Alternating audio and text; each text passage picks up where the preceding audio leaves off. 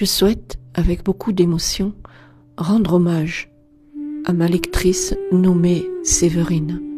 Je vais juste vous lire ce qu'elle a écrit sur mon deuxième ouvrage.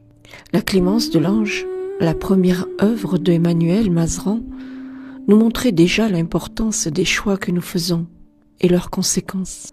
Dans la seconde œuvre, La Clémence de l'Ange, souviens-toi de l'éternité, la nouvelle petite terrienne, réincarnée sous le nom de Noéline, suit tout au long du livre une trame de fond, un battement de tambour, se référant à un battement de cœur qui arrive au tréfonds de l'univers.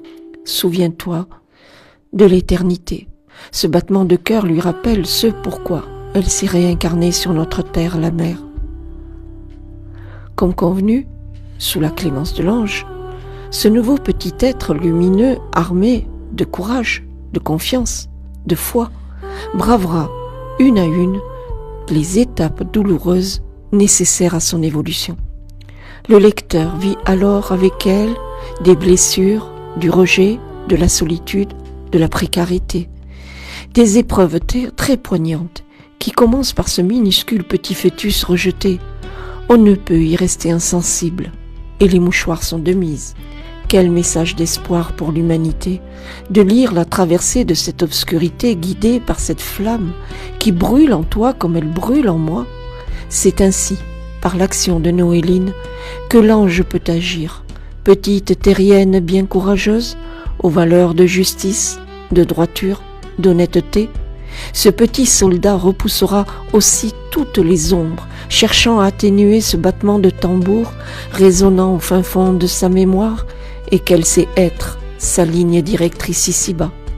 Son guide, fier de l'âme courageuse de sa protégée avec bienveillance et douceur, de son aile lui rappelle sa mission essentielle, pardonner pour sauver une âme.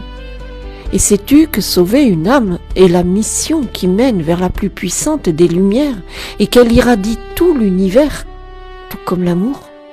Chaque âme sauvée apporte à l'humanité une paix incommensurable.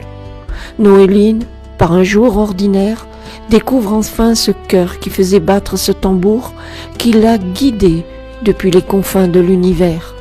L'amour perdu enfin retrouvé. Merveilleuse plume bleue, palpitante, émouvante et encourageante. Emmanuel, vaillante et aimante, mène avec l'appui de son guide sa mission de partage avec bonté et beauté. Un grand merci pour ces livres bleus qui font du bien à l'âme.